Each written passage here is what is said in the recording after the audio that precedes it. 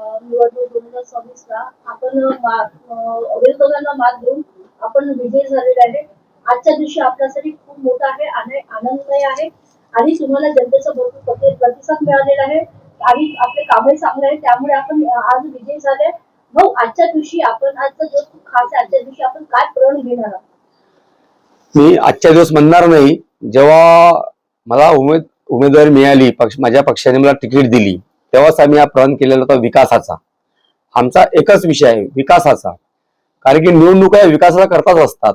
निवडणुकांची रचना त्यासाठी बनली आहे की नागरिकांच्या ज्या मूलभूत समस्या आहे, रस्ते असो, पाणी असो, गार्डनच्या सुविधा असो, आरोग्याच्या सुविधा असो, त्या मूलभूत ज्या गरजा आहे नागरिकांच्या, त्या गरजा पुरवणं त्या लोकप्रतिनिधीचं काम असते.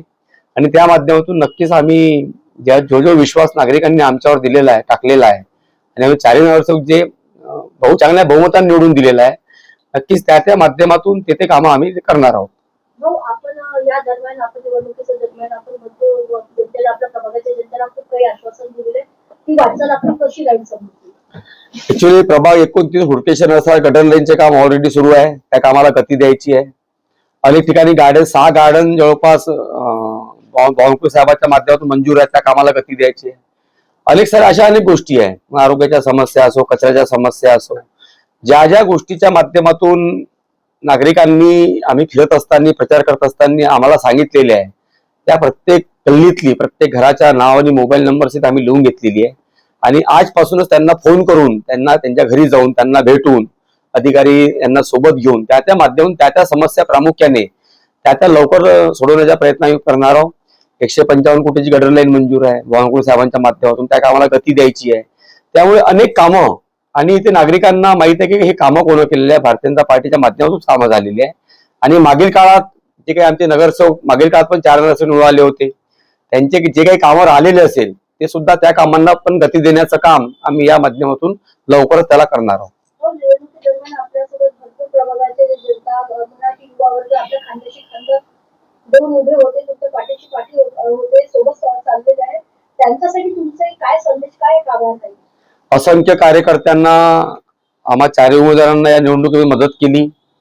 भाजपचा कार्यकर्ता असो, पदाधिकारी असो, नेता असो, नागरिक असो, यांनी पक्षाकरता म्हणा, विकासाकरता जे पुढाकार घेऊन स्वतःहून रॅलीमध्ये समाविष्ट झाले, पदयात्रेमध्ये समाविष्ट झाले, सभांमध्ये मोठी गर्दी व्हायची. त्यांच्या ज्या अपेक्षा आहेत, पार्टीच्या पदाधिकाऱ्यांच्या, कार्यकर्त्या अपेक्षा एकच आहे की भाजपचा कोणतरी एखादा नेता पुढाहून ते कामं करायला पाहिजे. कारण की ते सुद्धा कार्यकर्ते स्थानिक आहेत, त्यांना वाटतं ते कामं त्यांच्या भागातले झाले पाहिजे. आम्ही एक निर्णय केलेला आहे की तो पदाधिकारी असो, छोटासा कार्यकर्ते जरी असला, त्या भागात काम करत असताना त्याला विश्वास घेणं, त्याच्या माध्यमातून तिथे कामं करणं, हा आमचा एक एजेंडा राहणार आहे.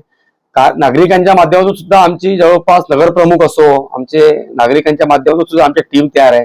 प्रत्येक नगरामध्ये एक महिला भगिनी, एक युवा आणि एक वरिष्ठ नागरिक अशी आम्ही टीम तयार केलेली आहे. त्या टीमच्या माध्यमातून त्यांना विश्वासात घेऊन ते काम त्या भागात आम्ही करणार आहोत. त्यामुळे नक्कीच एक चांगली सुलभता या माध्यमातून येणार आहे आणि नागरिकांच्या कामांना गती मिळणार आहे. भाऊ, आता या निवडणुकीत आता भाजपची सत्ता आलेली आहे आणि भरपूर असे विरोधक आहेत, ते जे हरलेले आहेत त्यांनी ते म्हणत आहे की ईव्हीएम मध्ये गोंधळ आहे आणि त्यामुळे बीजेपी जिंकलेले आहे. भाऊ, यावर आपली काय प्रतिक्रिया राहील? आता जे उमेदवार काँग्रेस पक्षाचे हारले, अनेक ठिकाणी जिंकले पण आहे. जिथे जिंकले ते ईव्हीएम बरोबर होती आणि जिथे हारले ते ईव्हीएम चूक होती. हा निकष कसा का लावणार आहे? शेवटी हारलं तर ईव्हीएम वर दोष द्यायचा, जिंकलं की चांगलं म्हणायचं. शेवटी त्यांनी स्वतःचं आत्मचिंतन करायला पाहिजे की आपण कुठे कमजोर पडलो, कुठे मागे पडलो. फक्त निवडणुका आले की लोकांमध्ये जायचं, बाकी मग 5 वर्ष दिसायचं नाही. भारतीय जनता पार्टीचा कार्यकर्ता असा नाहीये. 12 महिने संघटनेच्या कामामध्ये राहतो, लोकांशी जोडलेला राहतो, लोकांच्या माध्यमातून लोकांना जे काही सेवा देण्याचं काम आहे प्रामुख्याने ते करत राहतो. ज्यामुळे विरोधकांनी जे काही आरोप केलेले आहे ते बिनबुडाचे आहे, त्याला काही अर्थ नाहीये. शेवटी लोकशाही पद्धतीने निवडणुका झालेल्या आहे आणि त्या लोकशाही पद्धतीच्या माध्यमातून उमेदवार जिंकलेला आहे किंवा दुसरा उमेदवार हारलेला आहे. हार जीत आहे. हारलं की त्यांनी आत्मचिंतन करायला पाहिजे. जिंकणाऱ्या उमेदवारांनी आपले कामं करायला पाहिजे, त्यांनी विकासाच्या माध्यमातून लोकांकडे सामोरं जायला पाहिजे. पण जे ओरड राहते ईव्हीएमची, ही काही नवीन नाही आहे. त्यांनी तो नेहमीचाच त्यांचा मुद्दा आहे. त्याच्यामुळे त्या गोष्टीकडे काही आम्ही लक्ष देत नाही. नागरिकांनी जो कौल दिलेला आहे एक जन्मत दिलेला आहे, त्या जन्मतच्या माध्यमातून आम्ही लोकांचे कामं करणार आहोत. हो, आमच्या चॅनल कडून तुम्हाला खूप खूप शुभेच्छा आणि समोरच्या वाटचालीसाठी पुन्हा शुभेच्छा. खूप खूप धन्यवाद.